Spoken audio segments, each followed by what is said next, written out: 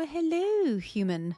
Thanks so much for tuning in to the Be You Get Paid podcast. I'm your host, Amy Taylor, and I have one goal by being in your ears: to explore as many conversations and perspectives as possible on stuff we did not learn in school. You know, stuff that would have actually helped a lot more of us thrive rather than just survive as grown-ups in an often challenging and ever-changing world. As the title might suggest, this includes anything involved with knowing ourselves, understanding money, and generally anything that might offer some insight into how we can all be happier humans. With that in mind, wherever you're listening, you'll find links to some of the best resources I have personally found to help with all of those things. Sometimes I'll talk about these in a bit more detail, and I want you to know I will only ever recommend products, services, and companies that I am a customer or user of myself. Now, we're all grown-ups here, and as such, you'll possibly hear the occasional use of grown-up language. More importantly, anything discussed here is personal opinion and intended for conversational and educational purposes only, and should not be taken as financial or investment advice. That's the housekeeping done. Let's get into what I hope is some helpful chat. Look, at the end of the day, I'm a huge proponent of freedom, right? So if you have the freedom, you want to work, you want to climb the ranks, that's great. But a lot of people are choosing that path or extending it because they can't afford to live on one income. To me, a life of quality and happiness is one where you are surrounded with people who love you and who you love, a community that you're helping to support and provide service and love to, that gives back to you, right? And Do work harder, but it's not for something you don't believe in. You just have a new energy when you do yes. No, I'm a big believer in betting on yourself, and also it doesn't feel like work. Bitcoin makes me feel so much more fulfilled because I feel like now I'm part of something that's actually going to improve the world and make it a better place. And for me, I just think that we are at our happiest when we're providing service to others, when we're doing something to help other people.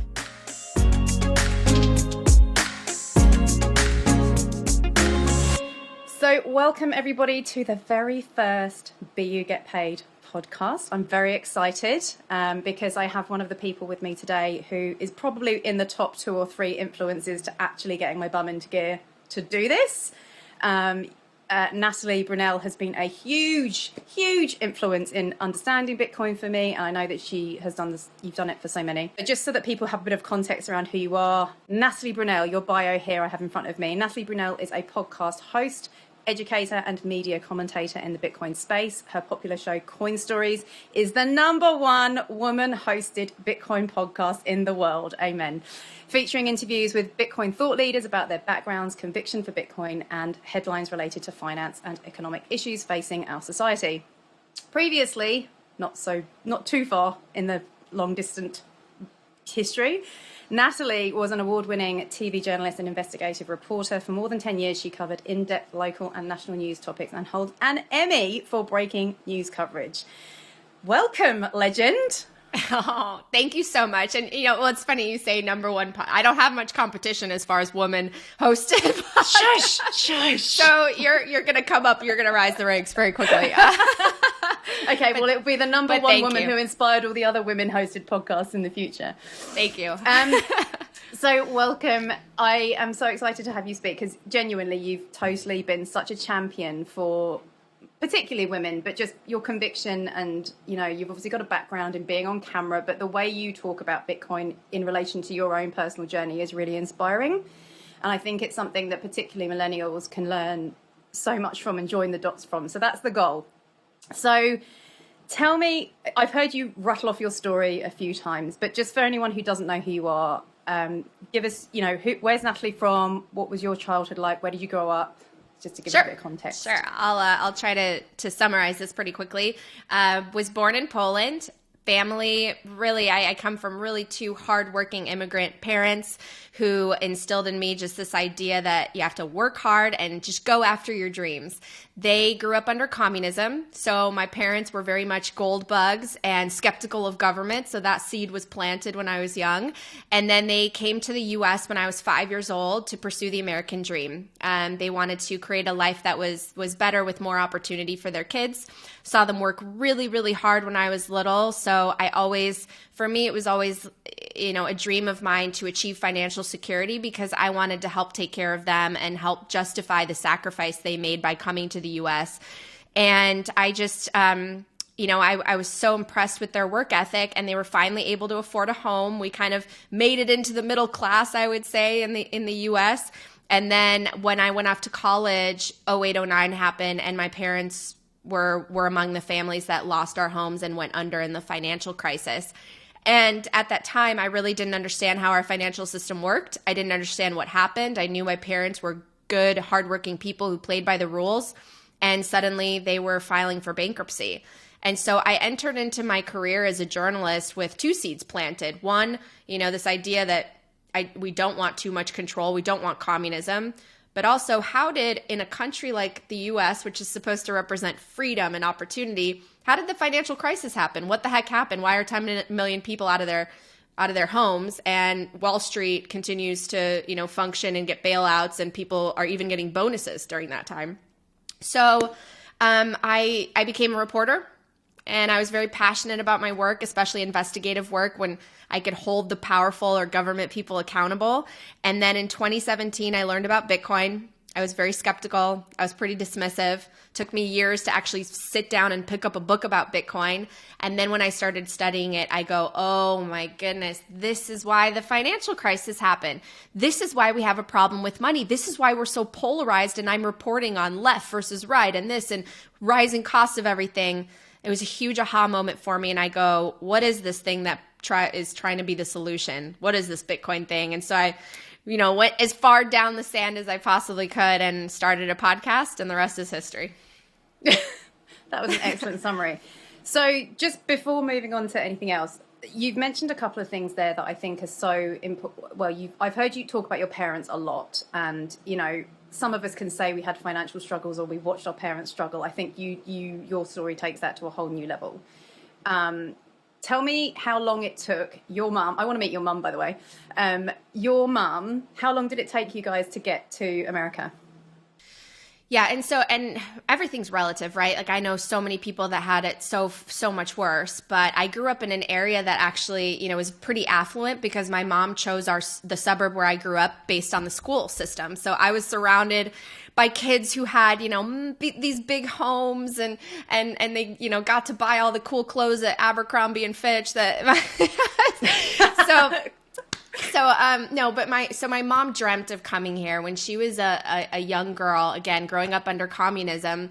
She watched Hollywood movies, and she looked at America as truly this American dream, this ideal of anyone can come from any background and achieve something and create a beautiful life for their family. And there's this idea, this ideal of social mobility that didn't exist where she was from. And so she loved old Hollywood movies, and she's kind of instilled that in me. She's definitely someone who believes in a happy ending, and she's a very positive person. So she kept trying. She applied for the lottery every single year because a lot of people don't know this, but different countries are allotted a certain amount of slots for a lottery system to win a visa to be able to come, and then you can apply for your family members. So she applied and applied and applied, and at one point she kind of gave up. She didn't think it was going to happen anymore. And when she was 38 years old and my dad was 41, they were finally able to come. So I give her a lot of credit because my mom was really the one out of the two of them that said, we still have to do this, even though we're older now, we don't know the language, let's do it. It's a better life for our kids. My dad was very afraid. He was like, we don't know the language. We'd be starting over at this age with two young children. We should just stay back. At least, this is familiar. This is what we know, and we can rely on it. And my mom was like, well, I'm taking the kids, so you're coming with me or you're not. She's an effervescent, lovely, trailblazing lady that I'm really grateful for. So we came across, and they worked really, really hard. Again, so it was 20 years, I think you said once before. I don't know if you said it there, but I've heard you say that. So 20 years she had the dream, and it's like, and that alone is a lesson in how long things can take that are worth having, right? Yes. And I think there's a lot, our age group, I just turned 40, sorry to give your age away, but we are millennials. I'm a millennial, I'm clutching onto that age group at the edge of the cusp, but I think what you just said there about your dad having the view that, you know, this is familiar, this is, we're kind of settled.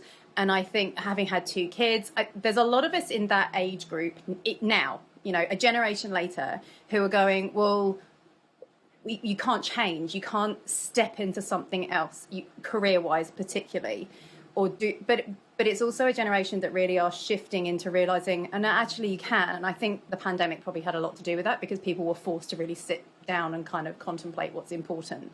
Homeschooling's becoming more popular and all the things. But, you know, even back then, one income probably wasn't enough to have an above average lifestyle. So I think where the dots need to start joining for people, because they're just they've got their heads down, they're in the moment, they're like, I just got to work, I can't take on more information. It takes a long time to understand the current financial system to appreciate Bitcoin. And I think you've seen a whole generation go through this journey. You could so easily in your career have just gone, and I've heard you say this, I've got a good salary, I've got a car, I think you had your fuel paid for, you know, you had a good life. So at what point did you start to feel like something's off? You were in the mainstream media. So when did you sort of start to think, and you were someone who actually went to uni and studied, or college you call it, you know, you went into the industry that you studied for. Most of us go to uni and go, screw it, I need to get a job. I'll do whatever for the paycheck. And then 20 years later, we're like, well, this is no fun, I'm stuck. You actually did go into the industry you studied for, and then were like, you came to the same conclusion regardless, right? So yeah, you know, it's really funny when I think about my schooling and my training, because so many people, they have these degrees from universities, a bachelor and whatever, and they really don't use whatever they studied. I, for more than 10 years, was doing exactly what I learned as a college student. I mean, it was reporting at least one story every single day on video.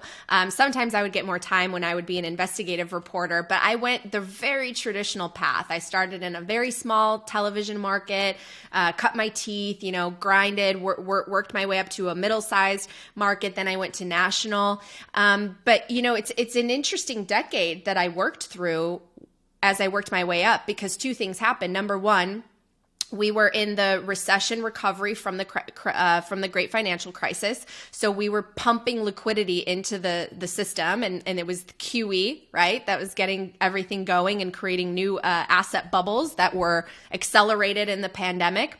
But at the same time, it was also a transformation in terms of the technology and social media taking over. So it was really transforming the business model for journalism, right? Now people could start their own YouTube pages, and there was sort of this democratization of information, and you were almost overly saturated with options. So it really changed where advertising money went.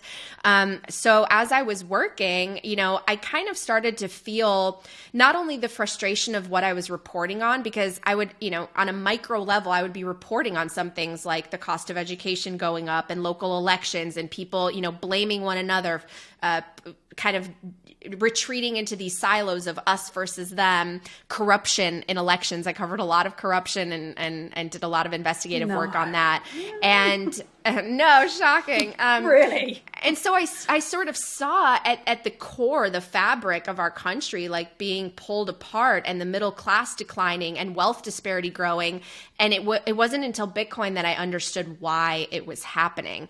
And so for me, I was getting a little disenchanted with the whole mainstream legacy world, just because I felt like, especially when the pandemic happened, there was just such a pattern I saw of whatever the government reported, whatever the CDC said was fact, and we can't question it. And just, you know, you have to just release it and report on it that way.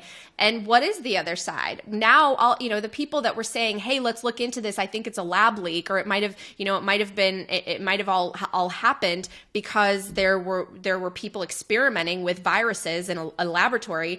Oh my gosh, you're a conspiracy theorist. You know, you can't even say that. Yeah. And now we're actually learning that that's exactly what happened. And so it's really interesting how information has changed, how we consume it, you know, how we have to determine what is fact from fiction. And so for me, it was actually really liberating when I got to go off on my own, because I feel like I can speak my truth, which is just the truth in the sense where we have a problem with our system. Here's why. This is based on history. This is based on how our financial system and banking works. And here's a solution. Let's dig into it. Let's ask the right questions. Let's see, is Bitcoin the thing that can provide us with hope and abundance and prosperity? And so for me, my conclusion is yes, but I'm always still picking at it. I'm always still questioning it. But it's been really liberating going off on my own because I don't feel like I have to abide by the narrative that may or may not agree with the government. Wow. So much. So first of all, bravo, like so brave, because, it's one thing to just kind of, a lot of people I work with and coach, it's one thing to go, I'm going to start a business and quit my job. You're staking a lot more than just the risk of, I'll just go back to a job if it doesn't work out. Like, you're kind of staking a big reputation risk on this one if it doesn't, right? Yeah. Well, I mean, that's a really good point. Not to freak you out, I think. No, that's a really good point. I mean, I believe in Bitcoin. Like, so if I'm not someone who's just, when I was a journalist, I was able to do some stories on Bitcoin, and I ended up getting frustrated with how I had to cover it, right? Because it was like, here's Bitcoin, this technology that I'm now studying and I actually do believe in. I have to present the case for it, and I have to present some guy that's coming in that's saying it's a scam, it's a Ponzi scheme, or, it uses too much energy. And I'm like, this isn't balanced at all. You say it's balanced because I have the for and the against, but actually it's not balanced if you really understand Bitcoin, right? So I am a proponent of Bitcoin. I am very proud of that. And I think that there need to be more people in the media who can disseminate the information in a way that's synthesized and distilled in a way that the general audience can understand. Because at the end of the day, I sometimes equate it to the internet or to some, technology that we all use, like a car. No one out there knows necessarily how to build a car engine, but they get great use out of a car every single day. So much value. And a lot of people don't know what TCP/IP is or how computers talk to each other and how the evolution of the internet happened, but yet they use the internet every day and they use these magical iPhones, So you don't necessarily have to understand every working aspect of the Bitcoin network. I personally thought it was interesting and it helped me gain trust in it. But I think in the future, there will be a lot of people who use Bitcoin and transact in it or save in it that really don't understand it to the level that we do. Yeah. And to be honest, that's actually something I had to overcome to even just have the courage to step up and do a podcast and talk to people. Because I know that in my personal life, I talk to people and they'll ask me questions where I'm like, do you know what? That angle, I can't answer well enough. But I will find you a resource that can, or I'll talk to someone else who can. But at the end of the day, like you said, we were all looking at iPhones going, I was anti-iPhone for so long. Now it's just like, it's life. Like we're going to addicted to the things. Yeah. But also I think one thing that I've fallen in love with the further I've gone down this rabbit hole is just that the people like you've just described and like you, people in Bitcoin are willing to be critical thinkers. They're willing to be wrong. They're willing to change their mind. Like I was just setting up a new YouTube channel to put these recordings on recently. And I saw one of my old YouTube channels and I looked back and I was like, at the beginning of 2020, I was one of the people going, why are you out? Like, you're supposed to be home. Like, just for 2 weeks, for God's sake, just stay home. Like, where have you got to be? Just follow the rules. And now I was like, oh, cringe, should I delete that? But it's like, nowhere else in the world have I ever come across a community of people who are willing to be wrong and change their minds. And politicians certainly don't do that. I actually think you bring up such a good point because, there are a lot of people in this world who, I don't know if it's because of ego or what in our human nature, but, if they're wrong, they'll delete the tweet. But look at Michael Saylor. He called Bitcoin, online sports gambling. It's going to all go to zero. And he kept that because that was a part of his journey. And we were all there once. And we should own up when we make a mistake. We should own up when we get something wrong, and we shouldn't just like delete it and try to hide it like it never happened. I've gotten things wrong in the past for sure. And my journey was full of mistakes. I so badly wish that I could tap myself on the shoulder when it was 2017 to tell myself, read Bitcoin Standard immediately right now, so that I could grow in my conviction, because instead I looked at it and I was like, this is a scam. This is like a stock. This is very risky. It could be hacked because it's digital. These other coins are really cheap. I should buy some of those. Those might like go up really, high in value. So the greed kicks in. Yeah. So we all have our journeys, and in the end, if you realize that Bitcoin's great and you help to provide value to this world and to this network and help other people understand what money is, I think that's a great thing in the long run. And 100%. And I think as well, that's where going back to the career shift, or where people our age group kind of find themselves, is like, I talk to so many people that are in a job and they're like, I want to start a side hustle or a business because I'm in a job that I don't like.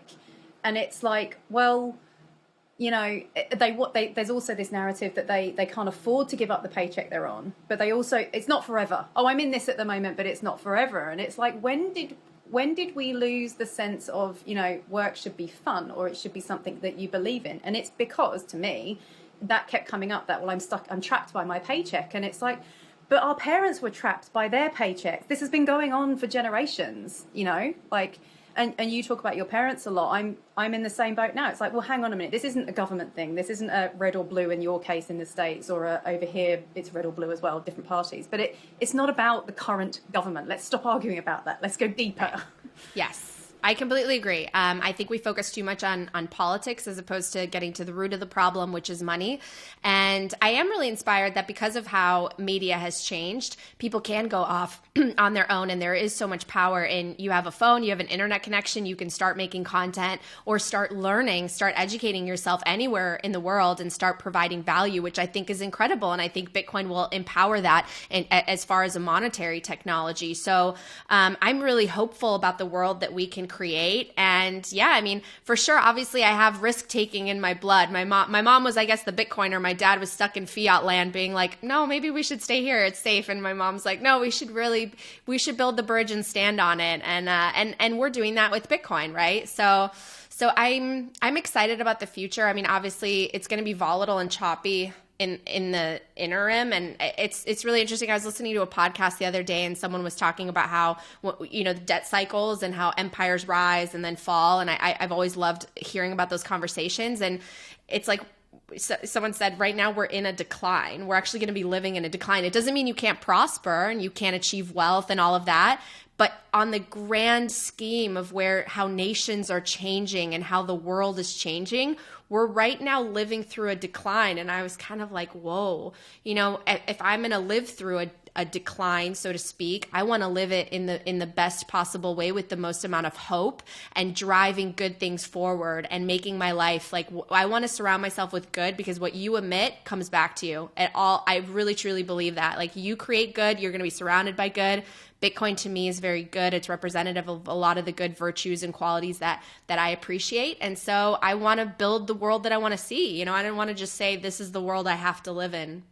Now, I am here to preach the why of Bitcoin. But if you're anything like me or any other human being, chances are you probably want to cut to the chase of how to buy some. Am I right?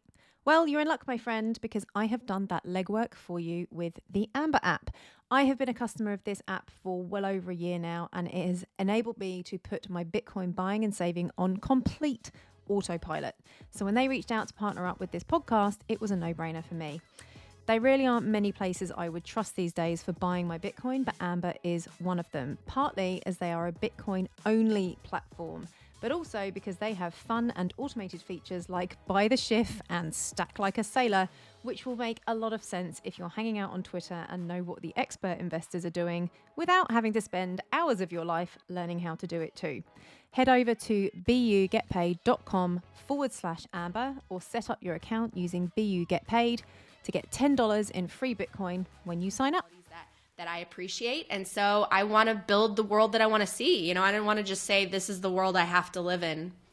And amen. Like I'm similar in the sense that it's like humans live better lives when they're just happy. Relationships go better when each individual is happy. Kids are happy when they see their parents happy. And Bitcoin is this living kind of breathing thing of those human values. And going back to the point about adding value, I believe that every single human being has like a unique perspective on something that they can get passionate about. And it just doesn't make sense that we're not allowing the world to thrive on a form of money that supports that, because even if you've done everything right as a millennial, or you've got a job, you've earned your way up the ranks, potentially mid-career, middle management, even if you've been investing and doing everything right, it's all relative. Like, no one's winning, even if you've got money, because people have this misconception, I think, it's like, oh, the rich just get ahead, just do more. And I used to have that. That's why I started a business. I was like, I don't want to be in the average.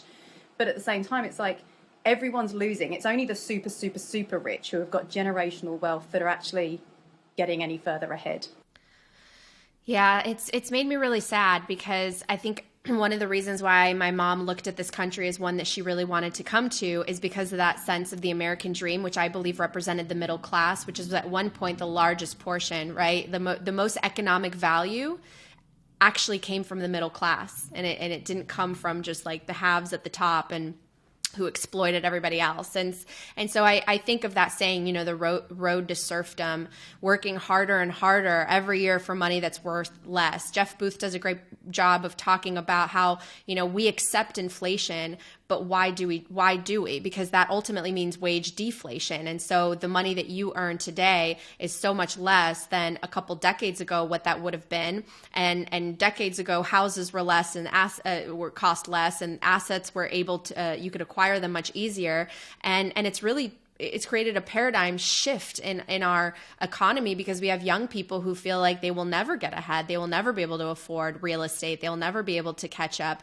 They will have to work two jobs. And then as you take that further and further, right, that affects family structures, that affects how we interact with one another. I think it strikes at the heart of who we are as people and how we interact and how we create, societies and communities. And so it really does concern me. I want us to move in a better direction that is more fair and accessible and based on competition and value, because I think that that's the best world for everybody. Equal opportunity, not equal outcome, but it's going to be, I think, not this much wealth disparity, because I think that is the result of an unfair economic system based on artificially low interest rates, easy money that flows to the people that don't need it as much, that flows to the people that already have it, and suppresses opportunity for everybody else. And things are changing. Look at the global world and how people are already going off of U.S. treasuries and the dollar system and creating their own parallel systems. I think a lot is going to change over the next few decades, and I do think that Bitcoin will be a winner in this situation. Yeah, and I think a lot of the people I follow, or a lot of financial advisors that you see, or even, financial influencers, I guess, who are talking about wealth, it's always invest in index funds and stocks. And it's like, yeah, but they're another fake version of the dollar in some respect. Like, they're not an actual asset representation of how valuable something is. So when you come back to this whole producing actual value to society, no one actually understands what capitalism is. I remember vividly when I first started a business, or I got accused in jest of being a capitalist by my friend's mum. And it really hurt, because I was like, why has that got such a negative connotation? But now we've got politicians, and I got stuck in New Zealand last year because my partner's from there.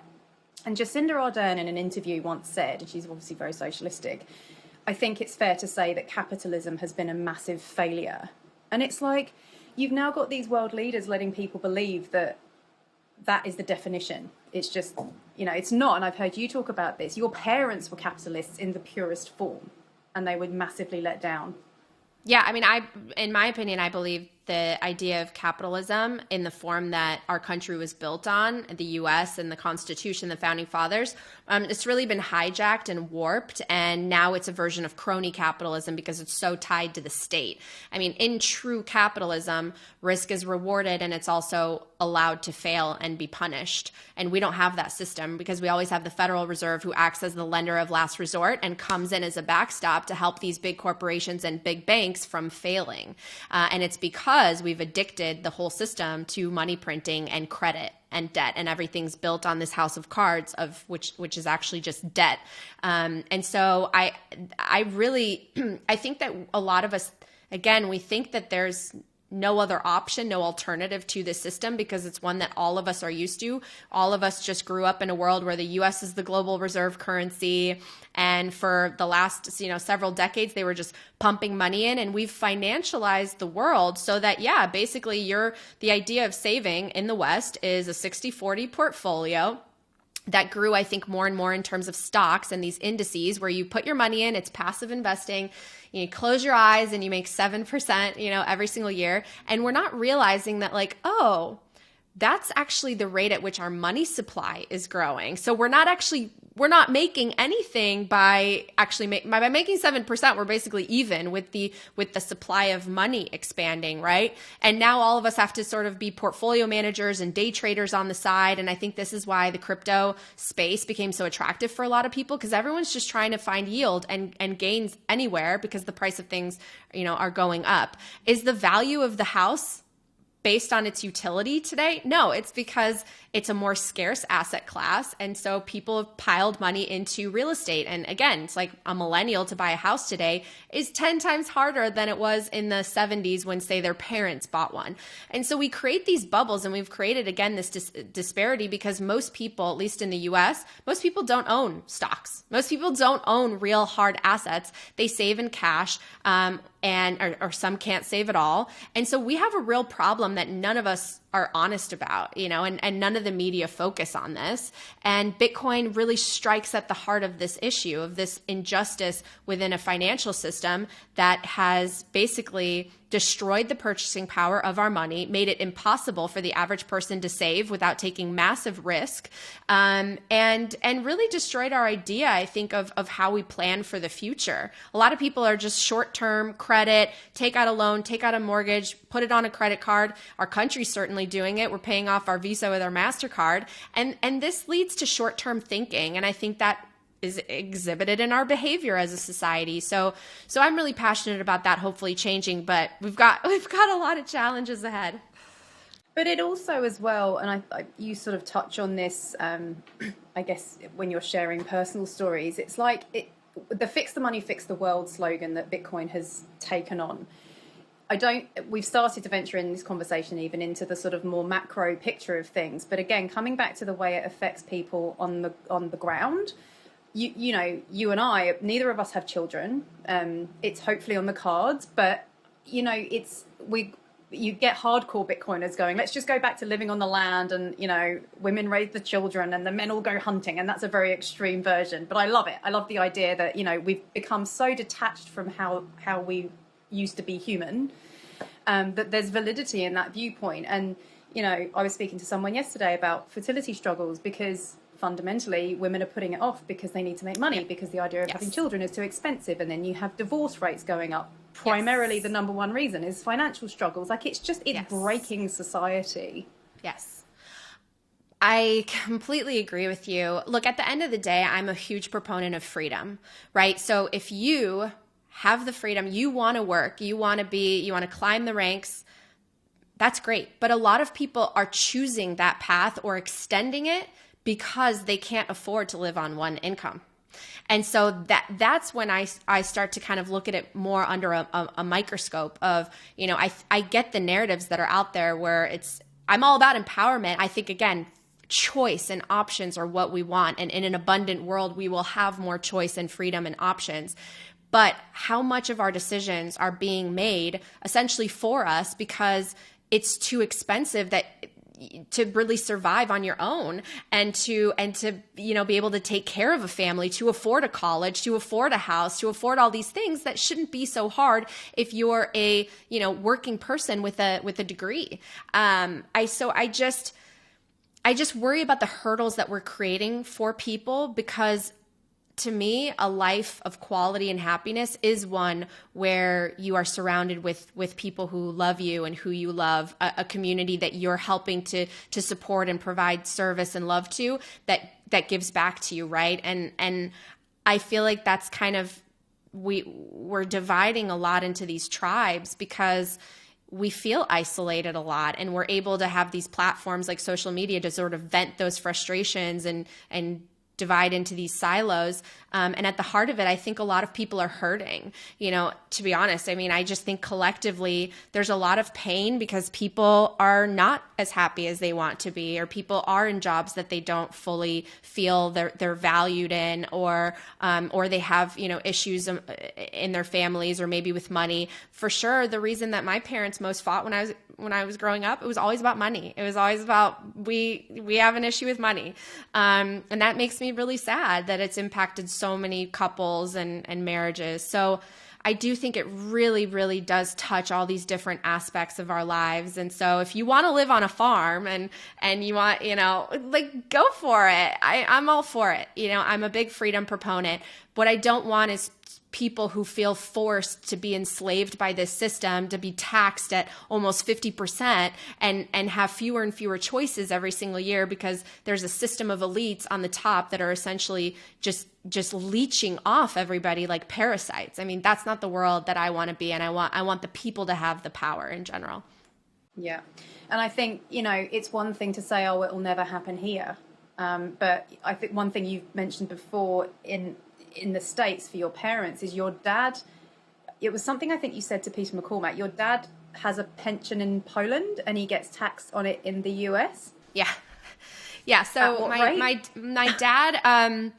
dad worked for, the majority of his adult life actually in Poland because he was 41 when we moved over. So that's, he started working before he was 20. That's a long time. And so he qualifies for a pension from Poland, but it gets taxed in the US and he ends up only seeing a small portion of it. And so a lot of people, and again, my parents are very, very ethical and moral. And so they report it, right? There are a lot. So we know there are a lot of people who they don't report the pension. They literally fly to Poland once a year and they collect it. And they bring it back, or they find ways to kind of undercover, subvert the system so that they can keep all of it. And my family's like, well, that's not ethical, right? So they report it to Uncle Sam and they get taxed. And that's not fair. That's money that my parents earned and they should get to see all of it. Like, why at least tax it at a more reasonable rate, like a capital gains tax or something. But no, it's so unfair. And I've watched my parents really get hit by the current financial system. And so for me, I wrote about this in the article about why I left my legacy media job. I always saw in the people that I would interview and the people that I would talk to in the audience, like the little guy should have a shot. The little guy shouldn't always, get screwed by the system. And for me, the little guy is my parents. Like that's who I was speaking to when I would talk at night, on camera and train myself on how to report the news. That's who I saw in a lot of the people that I interviewed, the victims of crimes or anything. There's people who are innocent, who are just trying to take care of their families and make a living. Why should they be punished because someone at the top decides they want to take more of the share and essentially steal from people in a legal way? That's not fair. So I want to fight for the little guy. Yeah. And it's, again, like the Bitcoin journey takes you down. So it completely changes your worldview, because if I'd heard someone saying that 5 years ago, even 2 years ago, and you hear it from a lot of mentors in the, internet marketing and start a business, hustle, all that, which I came from and I was there for a long time. A lot of people would say, you can't blame the government for your financial situation. Just get out there and hustle and make more money. And I used to say that. And I do still believe that to a degree. But again, if the system is fundamentally broken, it doesn't matter how much money you've got. Even people that are making $500,000 a year are relatively losing just as much if they're not managing their wealth or investing in something that's actually going to hold its value and is a better system for their children, or it's changed my worldview completely, because it's like, even if you're doing everything right, you're still being screwed. Well, I mean, and really just the data shows it, right? I mean, in theory, if you're accelerating in your career, you're gaining education, you're getting older, things should technically be getting easier, right? You should be able to feel like you're affording more, you're able to take care of your family. And we're seeing the reverse. We're seeing a situation where children are not living as easy lives in many ways, financially, economically, as their parents. Like, that's weird. Okay, great. You have an iPhone and all that to distract you. But the reality is you're working 10 times harder than your dad did for, his rent. Whatever the dream of more freedom and happiness might mean to you, be it more money, more time, flexibility of location, or simply more personal freedom to indulge those forgotten passions and long-lost creativity, starting a one-person business on the internet can be so much simpler, not to mention a whole lot of fun, than you might think. When it comes to creating happiness in this brave new modern world, my motto will always be quite simply, be you and get paid. To me, those two things are pretty key to succeeding in most areas of life. And there really has never been a better time to quite literally get paid for being you by understanding how to build income streams on the internet. I'm sure you're a lot smarter than the teenagers with zero life experience you have seen making a small fortune. But even with no experience, there's no need for any of that outdated and awkward stuff like cold calling, convincing friends and family, or endlessly posting on social media. Anyone who's ever built a business of any size will tell you one golden rule. Keep it simple, stupid. Build simple digital skills and assets that build simple income streams that for many people, and I've seen it many times, can more than replace an average salary in the space of a year or two. If working hard was the key to success, wouldn't a lot more of us already be successful? It's all about learning to work smarter long-term instead of harder. Head over to bugetpaid.com/launch to start discovering the perfect one-person business path for you with all the tools and training that you'll need under one roof. And if you decide to sign up to our introductory curriculum, Modern Wealthy, I'll be there to cheer you on with monthly Q&A coaching calls. That's bugetpaid.com/launch. Is you're working 10 times harder than your dad did for, his rent. So now let's dig into that. Like, what's causing that? Why is that? What is actually inflation? Because none of us used to talk about CPI. Now it's a major headline, right? But 3 years ago, were people talking about CPI and the fact that it was 2% for the last decade? 2%. Okay. I believe more in looking at asset inflation to really use that as a metric for inflation, looking at how much equities have gone up, how much real estate has gone up, because it's out of reach for most people, whereas their wages have stagnated. So I get it. It's so funny. Again, we pile into these two groups, red versus blue, left versus right. This one wants wage, I want minimum wage to go up. Technically, if we had a fair monetary system with hard money, minimum wage would be higher, or it would, in terms of purchasing power, it would be a little bit more fair than it is right now. And that's not a left or blue issue. At the heart of it is we have a broken financial system. We need to stop going so far into debt as a country. Technically right now, what they're doing with tightening and raising interest rates, it's technically what we should be doing. We just can't. We can't go, they're going to do it as long as they possibly can. And what's going to happen? I don't know if it's 3 months from now, 6 months from now, a year from now, a treasury issue will occur. Credit will be at risk of collapsing, and boom, they're going to kick off the money printer again, and we're back to the same situation, but worse, because now we're going to start from higher inflation. We're not going to be at that 2% level. So we need to fix the entire system. And luckily, Bitcoin provides a very peaceful parallel alternative. Because I see it, when a system dies, when money dies, that could lead to war and violence and struggle, and we can avoid that. We can avoid. I'm going to fight again for that type of world and that type of transition, because why would we instead just fight among each other, blame one another? Like, guys, we have something that is collaborative that we can all work toward, that will bring out, I believe, the best in us. Let's learn about it. Let's be fair and objective, and let's shift over to this other system and bring the people around you onto it. So yeah, we'll see, I guess. Yeah. And people that are I've got an older half brother, and interest rates going up. I haven't had a deep conversation with him, but I know that they still have a mortgage and he has his own business. And, you know, people that thought they were kind of getting there and to the end of their working life where they could take their foot off the gas. Personally, I don't want to look at life like that. I'd rather keep working, doing something I enjoy till I die. Like, great, that's a better attitude. Yeah. But it's just, it is everyone on every step of the ladder, no matter how well you might have done, you're being punished basically by something you have no control over. Yeah. Oh, it's all. How do you separate the morbidness of this from, you know, wanting to keep going? Because I listen to your podcast sometimes. I think I've said this to you, and I'm like, oh, Bitcoin is hope. This is terrifying. Yeah, like, how do you make it less kind of frightening? You know, it's a roller coaster of knowledge for sure. I don't know. I just think at the end of the day, because we have Bitcoin, and because if you really study it, you see that it's tied to mathematics and the law of physics. And so in that sense, you can trust it because it's a set of rules that no one can change. For me, it provides me with a lot of hope. Like, I believe that if more people understand and come to appreciate and adopt Bitcoin, it will lead us in the right direction.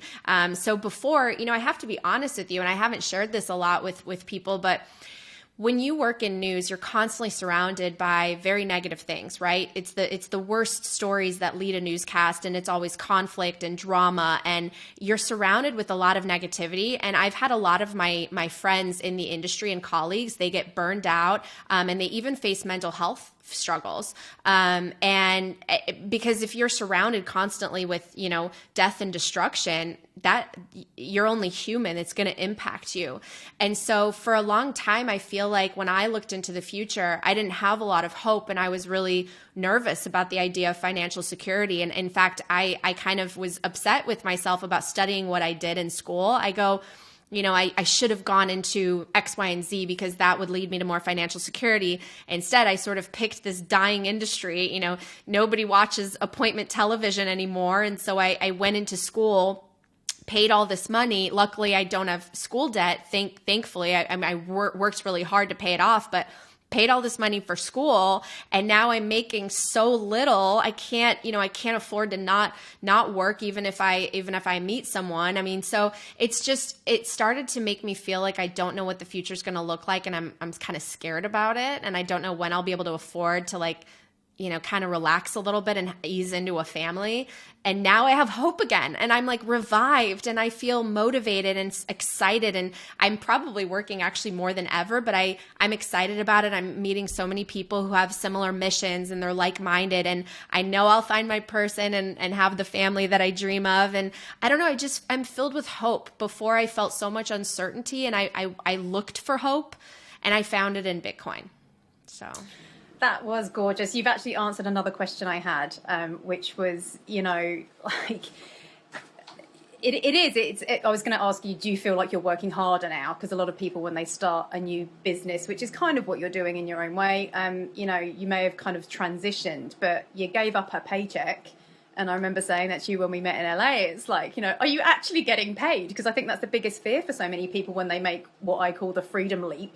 Like, I don't know what's going to happen. My partner's done it as well recently. It's like, you don't know what's going to happen, but you do work harder, but it's not for something you don't believe in. You just have a new energy when you do that. No, I'm a big believer in betting on yourself, and also it doesn't feel like work. You know, I have to be honest, there were sometimes gigs, or especially stories, where it felt like work for me. My last job, really, I actually was really happy. I was doing investigative work here in Los Angeles. One of my last stories that I did before I left was nominated for an Emmy. It was once again trying to expose corruption locally with politicians and these like bribery deals that were going on. And so I felt fulfilled. But Bitcoin makes me feel so much more fulfilled, because I feel like now I'm part of something that's actually going to improve the world and make it a better place. And for me, I just think that we are at our happiest when we're providing service to others, when we're doing something to help other people. And so before, I kind of started to feel like, well, you know, I enjoy this work and I think it matters, but also not as many people watch the news anymore. Like, I don't know if it actually does matter. Now I do really feel like what I'm doing matters. And if I can make one person, you know, look at Bitcoin and start to question and educate themselves and read a little bit, and it allows them to adopt the technology and start to tell their friends. Like, it all matters. Every person matters in this network. And so it really motivates me to keep going. Yeah, well, you've absolutely impacted more than one person. I'm pretty sure of that. So I guess going back to what you just said about doing something that matters, I think that's always the dream. And Michael Saylor said this on stage at Pacific Bitcoin recently. He's like, you can just, with Bitcoin, or if you're fully immersed in that system, if Bitcoin was our form of money, you can actually, like you're saying, relax and just be a good person. You don't have to worry about, am I being a good person because I'm working so hard and I'm so focused on money? It's like, well, that's human. Unfortunately, we've ended up with this world where you don't have much of a choice in that. Like, money does not equal happiness, but money does touch everything that is going to affect your happiness if you don't have enough, or if it's just constantly being devalued. So for you, I mean, you've got a following of what, 250,000 on Twitter. Surely you're a millionaire. Like, that's awesome. I'm Bitcoin, like, I have more Bitcoin than fiat. So I don't, no, I would love, in terms of being a fiat millionaire, I'm a Satoshi millionaire. I have more than 1 million Satoshis. I just, for me, my dream is to feel like I don't have to worry about money. And I still do. Like, my dream is to, I've shared this with other people, I really want to retire my parents. I really wish I had gotten into Bitcoin earlier. We all get it when we deserve. And I was always a really good saver, but like an uneducated person, I just saved in cash. I just put it in the credit union with 0.01% interest, Yeah. And so I just think about like how the savings that I had, and if I learned about Bitcoin earlier, I would be able to take care of my family and take care of other people. And I, who knows? Price of Bitcoin, we don't know where it's going. So I have high hopes, but I'm just going to keep working hard because, like I said, it is fulfilling. It's given me a lot of hope. I love being surrounded by people in this community, and it's all good. It's all good. And I hope someday I can, just justify the sacrifice that my parents made by making them a little bit more comfortable. Oh, 100%. The only reason, I was being cheeky, but the only reason I said that about, having a big following, I think a lot of the people I've met who, they think that that's the key to fame and fortune and riches. It's like some of the wealthiest people that are out there don't even use social media because it's not about your ego. It's actually providing something of value, which Bitcoin is, but it's also then the foundation of money. Right. Money is communication. It says, money says, I think you're worth this, or you have something that I value that much. But we are living in a system that just does not support that, and most people just don't know why. No, and it's all relative, right? I feel so fortunate, especially when I travel. There are so many people really struggling out there. We talk about all the issues with the fiat system in the West. I mean, in the developing nations, people are living, hand to mouth, just paycheck to paycheck. It's super, super hard. The world is not a fair place. And then on the other spectrum, we have people who are amazing in this space who are billionaires. So everything is relative, and I think that the more that you get, the more that you should give, and the more that you should share, and the more that you should bring people on with you, because the journey's not so fun by yourself. So no, exactly. So I'm going to start wrapping up. You've made so many sound bites. It's going to fill up a TikTok forever. It's great. So what brings you the most happiness right now in what you're doing? Life or business, doesn't have to be. I mean, for me, I really do get happy when people who maybe were skeptical about Bitcoin go, oh, you have a point. Oh, I want to learn a little bit more. And so when you feel like you've made an impact and sparked some curiosity, that means a lot to me. So for me, it's been such an honor when I've gone to events and people have come up to me and they say they've listened to a show or something impacted them. It really does fill my heart with a lot of gratitude and joy, and it motivates me to do even more. And if I can be of help and service to the community, that's really what I want. I just want more people to understand, because right now I do see it as a bigger opportunity with the price having dipped, right? There were some people that got in at 40, 50, 60. Hold on, it's going to get better. But this is a better opportunity as far as dollar cost averaging and getting in. And I don't want people to feel like they missed this boat. You're never too late. We're still all very early. The global penetration of Bitcoin's, I think, like 2% or something. So we're still very, very early. And, you know, don't think about it in the short term. Don't think about the volatility. Think about it as that long-term investment so that you can plan and dream. We all need hope and to be able to dream for the future. And I think Bitcoin for sure gives me that. And when I hear that it gives it to other people, it makes me really, really excited. That's awesome. Cool. So I've heard you use a similar question to this final one before in some of your earlier episodes. If you could talk, and I'm big on what you just said about, you know, creating a better world, but also lighting up that spark of curiosity about Bitcoin or about money. What I try and do through my coaching is light up the spark of curiosity in yourself. Like, what is it that you stopped doing? And it's funny, I was thinking about this walking this morning, just as a side note. What did you stop doing as a result of, you know, your younger self going, oh, well, that's not going to work out? And I actually I quit uni to go into the film industry. Oh. Because I grew up always wanting to be in production, not on camera. Wow. My parents were both in the theatre, and I quit uni. Cool. I was like, this is not, you know, I don't need a degree to get into this industry. I've got loads of great connections in entertainment. And I actually was a runner on Harry Potter. Oh my gosh, cool. On one of the movies. And it was only because I was like 21 and I looked at people in the industry who all they did was work. And I was like, this industry doesn't allow for I didn't love it enough to face the burnout and not having a life. But it's so interesting. Like, I've got kind of gone full circle that I was very passionate about it though. And now that I've got a few other things out of my system, like traveling and doing other things, I'm like, it's weird. I'm kind of touching back on media again. And I kind of went onto digital marketing path. But for you, like, if you could go back to your younger self, so the two things I stand for is knowing yourself and knowing money. That's what Be You Get Paid brand is all about. So at any age, if you could go back and pick one piece of advice or self-talk to say to a younger Natalie about knowing yourself, and a bit of advice in that section, and then another bit of advice in understanding money, or what is money, what does money mean to your younger self, what would those two things be? Yeah, so I definitely think of two things. Number one, I just would have bet on myself earlier, because I had a lot of thoughts, you know, about going off or being a little bit more true to what I really value and how that's displayed in the world, and move toward that, you know, allow that to speak to you and go toward it so that you can feel like you are speaking truth to power, so that you feel like you are giving the right information. So I wish I had, you know, taken more chances and taken more bets. I feel like sometimes we're our hardest critics and we don't achieve our full potential because of fear. But you know, if the answer is no, that's sometimes the worst case scenario, and you just keep trying. Like, at least knock on the door and at least try. So I'm really actually happy, because my boss, before I left, he was advising me not to do it. He was like, you're jumping out of a plane without a parachute. And I was like, oh, I think I'm still going to do it. So I'm really glad I did. I look back and I'm really grateful that I didn't stay an extra year.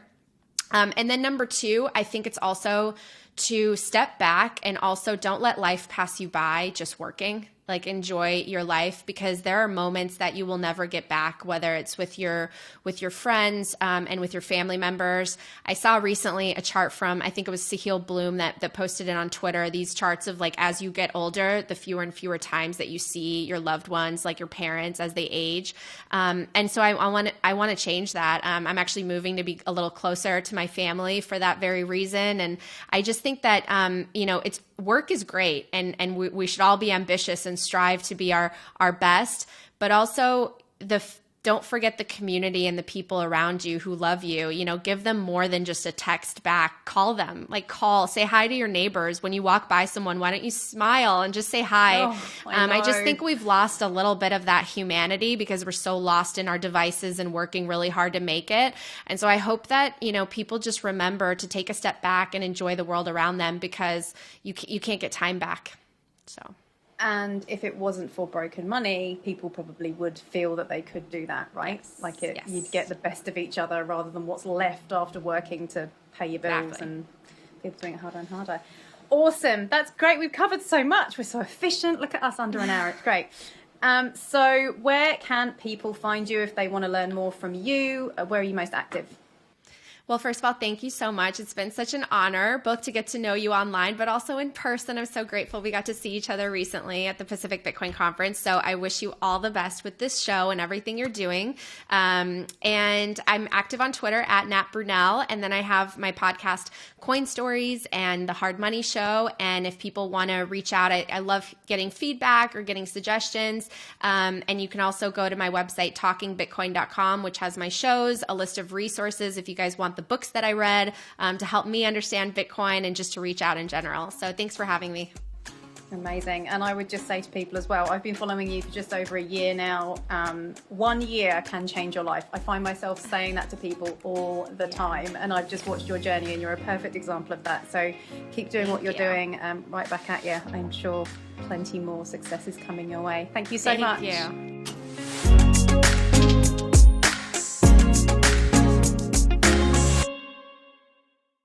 Thanks so much for taking the time to tune in to this podcast. I really appreciate it.